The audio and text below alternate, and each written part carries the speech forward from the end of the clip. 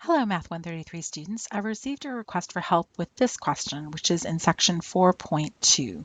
Technically, it's number 23, and it's done with technology. That's what the T stands for. I'm, of course, like always, going to work through the example, not through the problem that's actually been given. So colas tend to replace healthier beverages, and colas contain caffeine and phosphoric acid. Researchers wanted to know whether cola consumption is associated with lower bone mineral density in women. The accompanying data lists the typical number of cans of cola consumed in a week and the femoral neck bone mineral density for a random sample of 15 women. Completes part A through F below. All right, so the first part is it wants us to find the least squares regression line with colas per week as the explanatory variable. So if I click on the data table, I can see that I have these data right here. So if I'm going to use the calculator to find this, which is not the only way I could do this, I could also do this with Excel or in StatCrunch technically.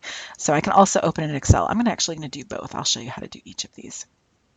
Let me start with the calculator though. So with the calculator, oops, sorry, I've got too many screens up. Nope. There it is. So I go to Stat and I go to Edit. I clear out my old data. And then I type in the new data. So 0, 3 zeros, a 1. Okay, so I get all the X's in there. Hopefully I did everything right. And then I would go over here and type all these values. So 0.906, 0.902, etc. So I'm going to pause this for a second. I'm going to go type these in and I'll be right back. All right, I have everything typed in. I tried to go very carefully. We'll know if I did anything wrong when we get our answers, and we'll see if they match. But you basically want to type as carefully in as you possibly can. That's an advantage that Excel has. So if I have this in Excel, it's automatically in there. So all the data points are right there. So that's an advantage to that over the calculator. But of course, the calculator is what you're going to have on the exam. So, tomato, tomato. Oh, let me make this larger. Okay, so now I want to find the least squares regression line, which of course I find when I do linear regression on the calculator. So if I go to Stat and then Calculate, and I choose number 4, which is linear regression, right there. I press Enter. I want it so that my X's are in L1, my Y's are in L2, but I do not want to get my freq on. The frequency list is something we only use in section 3.3 and 6.1, and that's it. So it's actually a very rare thing for us to use. So I want to make sure it's clear and nothing is typed in there. And then I'm going to go down to Calculate and press Enter. And so there's my regression equation. It's negative 0.030 times X plus 0.901 for Y, for B. So let me go type that in. 1 second. So I pulled up my equation editor here. So it'd be negative 0.030x plus 0.901. All right, so there's my equation of my line. So that's part A done. Oops, that was part A. Okay, now what do they want for part B? Let's go back to the problem. Right here. So I can close this data, I'm done with it. So I find the least squares regression equations. So let me click continue through all of this and look, and lo and behold, they came up with the same thing we did. Negative 0.030 and 0.901. So negative 0.030x plus 0.901. All right, so part B is about interpreting the slope. So that's really all about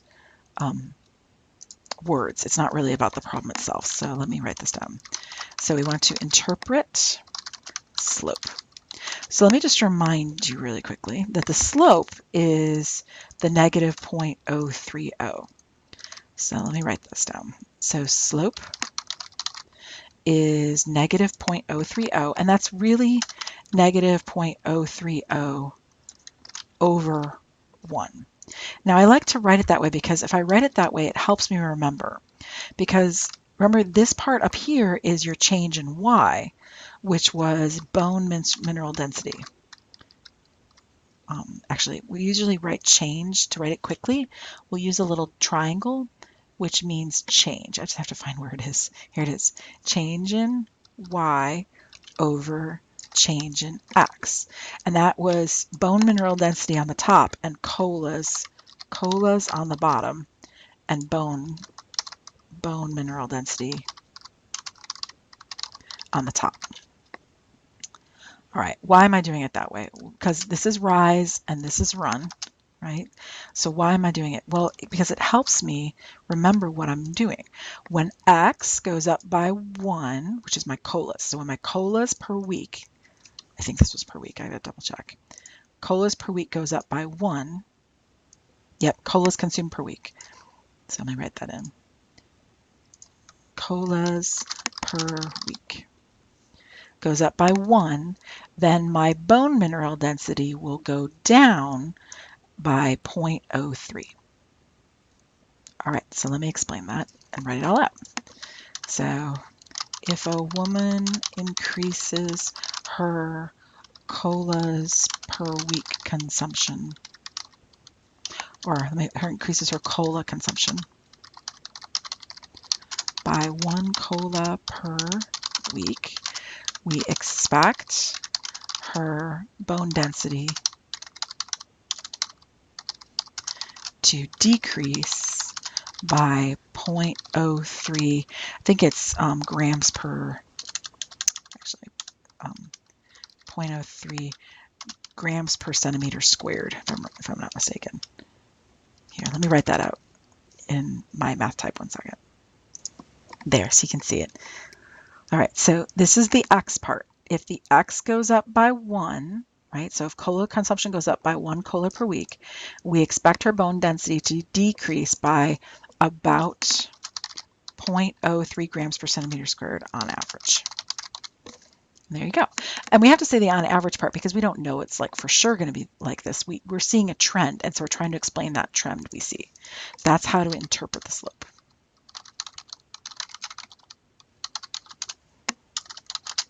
All right. And then I bet you the next part is going to be interpret the y-intercept. I can almost guarantee, but let me double check. All right, so back to the problem real quick.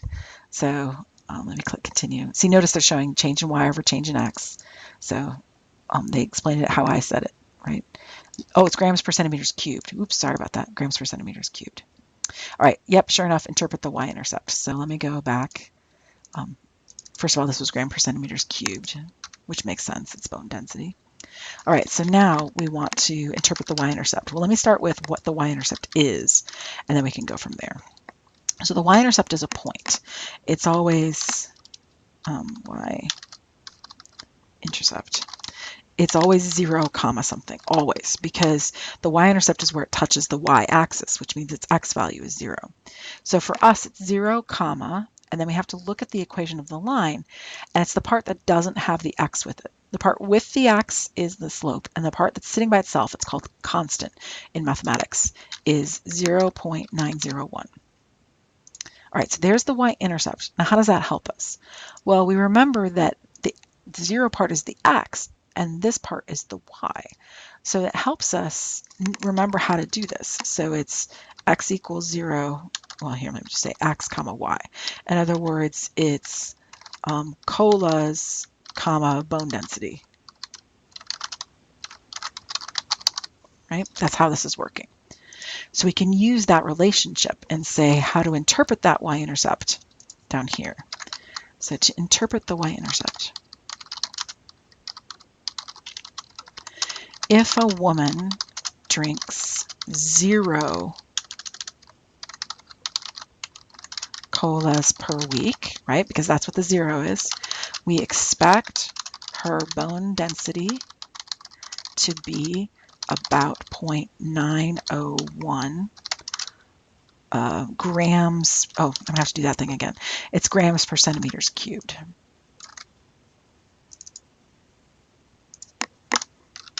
There we go. All right, we're done with C. All right, let's move on to part D. So,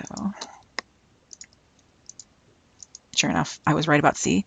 Predict the bone mineral density of a femoral neck person of a woman who consumes, oh, there it is, 2 colas per week. See that?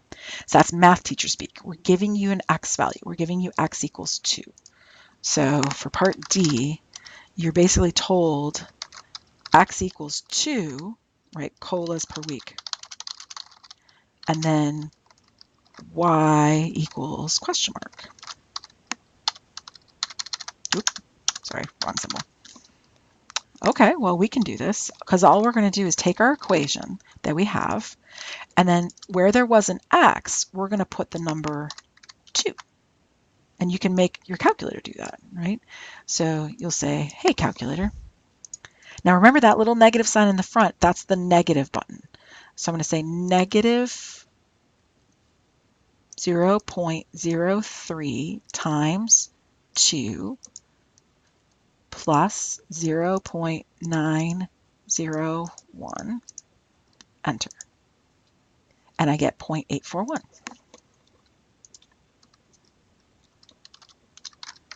And of course, that would be the unit. So this is bone density. So that would be grams over centimeters cubed. Oops, centimeters, not x meters. Centimeters cubed. There we go. There's your answer right there.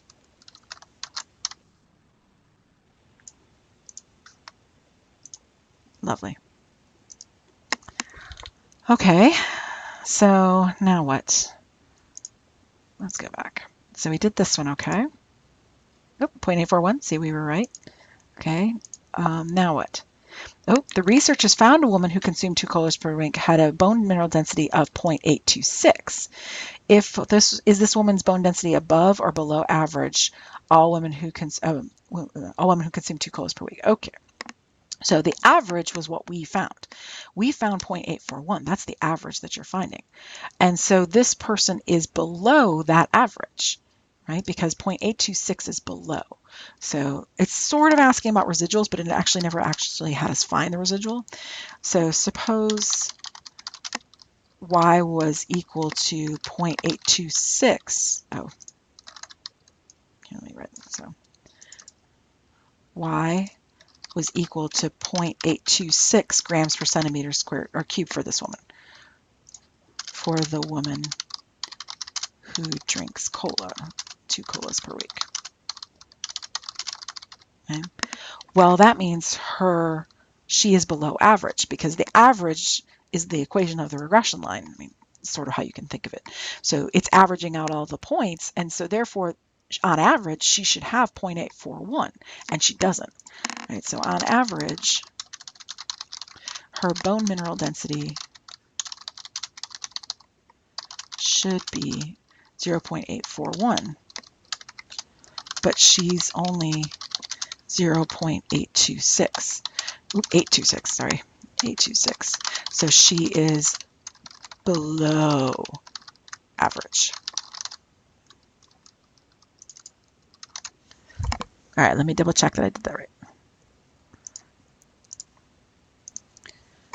All right, next, part F. Would you recommend using the model found in part A to predict the bone mineral density of a woman who consumes 3 colas per day? Why? Okay, well, let's see, 3 colas per day, 3 colas per day. So let me look at our data set real quick. So stat edit, or I suppose I could look at it right here. Colas per week. So the most we get up to is 7 colas per week. That's 1 a day. And a person that drinks 3 colas per day is way higher than any of our data set. That's outside the scope of our model. That's too far away. Okay, so let me write that up. All right, so the question is, would we use this model to predict the bone mineral density? And the answer is no. Our data set only went up to 7 colas per week, which is 1 per day. This woman at 3 colas per day is far past the data we have. In other words, she is outside the scope of the model. All right, now I think that's the end of this problem, but let me really quickly go back and just show you very briefly. I used the calculator to do this, but it actually would have been faster to come up with the equation in Excel. It's actually quite quickly done in Excel. So for the equation of the regression line, you can do it a couple ways. Kind of the easiest way to do it is the slope would be the command slope. So you type equals slope, parentheses, and it wants to know what the y values are. So I just highlight the y's, comma, what are the x values? I highlight the x's, close my parentheses, and there we go. There's the slope. Oh, this is probably too small for you to see. Here, give me 1 second. Let me make this a size 16 font. There. Oop, maybe even bigger. Oop, too big. There we go. So there's the slope right there. And then for the y-intercept, well, it's not really the y-intercept. This is A. So what you're finding there is A. And then for B, which of course is not the y-intercept, but it's what you need to find the y-intercept, you just type equals y, or I think it's intercept. Yeah, there it is. Intercept is the command. And then you say, okay, there are the known y's. Always do the y values first. So y's, comma, highlight all your x's, close your parentheses, and enter. Right? And there it was. So there's B.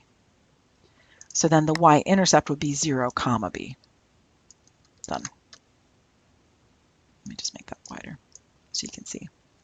Okay, so that's how fast it is to find the regression equation in Excel. It's actually faster than the calculator and easier because you don't have to type any of this in.